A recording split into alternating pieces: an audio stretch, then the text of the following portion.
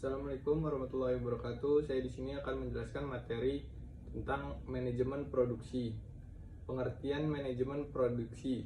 Menurut Hadiporjo dan Soedarmo, produksi adalah proses untuk menciptakan atau menambah manfaat saat membentuk waktu dan tempat atas faktor produksi sehingga lebih dapat bermanfaat bagi pemenuhan kebutuhan manusia. Jadi produksi adalah kegiatan yang dilakukan manusia dalam menghasilkan satu produk, baik barang ataupun jasa, yang kemudian dimanfaatkan oleh konsumen. Produksi juga merupakan proses dalam ekonomi untuk menciptakan, menghasilkan, dan membuat barang dan jasa. Definisi manajemen produksi dan tantangan manajer operasional. Definisi manajemen produksi adalah suatu penataan proses yang fokus pada pengubahan bahan mentah menjadi produk serta memberi nilai jual pada produk tadi. Melalui manajemen produksi yang rapi, perusahaan dapat menciptakan barang sesuai spesifikasi, jumlah, dan waktu yang ditargetkan secara berbiaya minimum. Singkatnya, manajemen produksi adalah kegiatan untuk menghasilkan barang ataupun jasa dengan mengoptimalkan sumber daya yang ada secara efektif dan efisien. Tantangan manajer operasional adalah bidang manajemen yang berkaitan dengan perencanaan dan pengendalian proses produksi serta perencanaan ulang operasi bisnis dalam produksi yang barang atau jasa. Ada 5 tantangan utama yang dihadapi manajer operasional dalam situasi saat ini adalah globalisasi, keinginan, perilaku etis, komunikasi yang tidak efektif, dan desain sistem. International Standard Deviation Organization, organisasi internasional untuk standarisasi atau disingkat ISO, adalah badan penetap standar internasional yang terdiri dari wakil-wakil dari badan strategi pendirian menggunakan singkat ISO yang berarti sama. ISO dinilai sangat penting untuk dimiliki perusahaan yang ingin bersaing secara global karena dapat mengukur kredibilitas dan manajemen mutu dari sebuah perusahaan. ISO didirikan dengan tujuan utama menetapkan standar kualitas, keselamatan, jaminan mutu, keamanan, standar keuangan, dan kesehatan lingkungan pun ditetapkan. Tentunya akan sangat sulit apabila lembaga standarisasi ini tidak ada, sebab antara suatu negara dan lainnya akan memiliki standar masing-masing. Mutu dan konsep SNI. Pengertian mutu SNI merupakan dokumen standar teknis dari yang disusun oleh perwakilan produsen, konsumen, regulator, akademis, praktis, asosiasi, dan lain yang diwadahi dalam satu komite teknisi sebagai standar dan dapat untuk menilai dan menguji suatu produk yang dimiliki oleh pelaku usaha dan pemilik merek dagang. Standar Nasional Indonesia atau yang disingkat SNI adalah standar yang berlaku secara nasional di Indonesia. SNI dirumuskan oleh komite teknis dan ditetapkan oleh Badan Standar Nasional Standarisasi Nasional (BSN). Contoh produk yang dikeluarkan SNI yaitu mineral, pemanis buatan, garam konsumsi, dan lain-lain.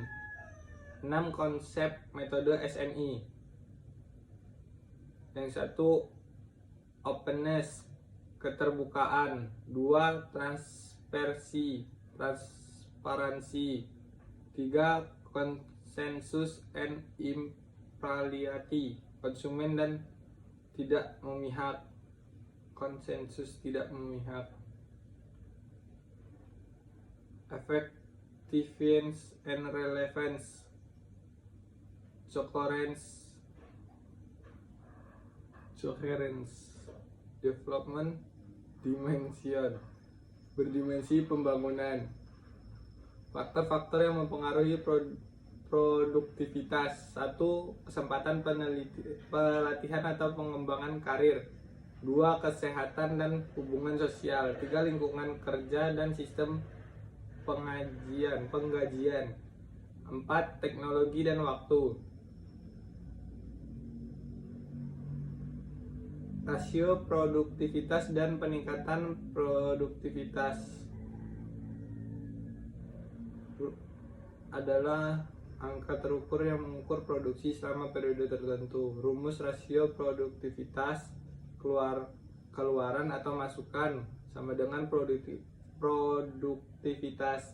Mengapa penting untuk menghitung produktivitas? Karena 1. Meningkatkan operasi bisnis dengan perekrutan, pengadaan bahan, penggandaan bahan, pembelian peralatan, dan banyak lagi. 2.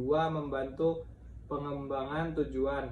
Sasaran ini di tempat kerja berkaitan dengan kuota, jumlah penjualan, atau jumlah tugas yang harus diselesaikan seorang. 3. Meningkatkan kesadaran dan kebutuhan klien. Menyadari basis klien Anda berarti mengetahui tren pembelian dan permintaan produk mereka. 4. Mengidentifikasi kebutuhan karyawan dengan baik. Melacak produk membantu manajer mengidentifikasi kebutuhan karyawan seperti peralatan yang lebih baik atau lebih banyak pelatihan. Persoalan dalam manajemen produksi. Ada 5 persoalan dalam manajemen produksi, yaitu persoalan tentang mengontrol persediaan stok barang, terutama pada industri manufaktur dengan skala menengah dan kecil yang masih menggunakan sistem pencatatan stok barang secara manual, proses produksi yang tidak efisien.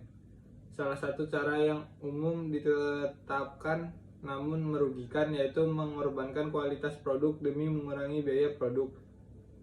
Kurangnya tenaga kerja yang berkualitas, sehingga perusahaan tidak perlu untuk berfokus pada penambahan jumlah karyawan, tetapi lebih kepada peningkatan kualitas tenaga kerja yang sudah ada. 4. Tidak adaptasi dengan teknologi. Salah satu teknologi yang mulai banyak diterapkan yaitu aplikasi manajemen gudang yang mempermudah perusahaan untuk mengelola, mengawasi, dan mengevaluasi aktivitas stok barang pada gudang. 5. Data sistem produk tidak terintegrasi.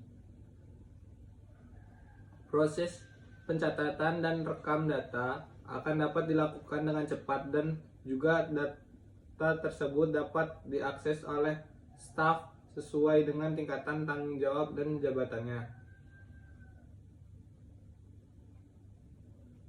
Keputusan manajemen operasi. Keputusan terkait manajemen pengajuan secara garis besar kegiatan besar dalam permintaan manajemen akan terkait dengan bagian pemasaran. 5. Terakhir, keputusan terkait perencanaan kapasitas. Perencanaan yang baik terkait kapasitas yang dibutuhkan agar sesuai dengan permintaan adalah bagian dari keputusan dalam operasional manajemen. Kapasitas dalam hal ini bisa merupakan ketersediaan mesin, jumlah pekerja, ataupun area penyimpanan. Kapasitas yang berlebihan membuat perusahaan mengalami kerugian dalam bentuk biaya tetap maupun biaya variabel, sedangkan kapasitas yang kurang dapat membuat perusahaan kehilangan peluang untuk memenuhi permintaan atau biaya peluang. Terima kasih.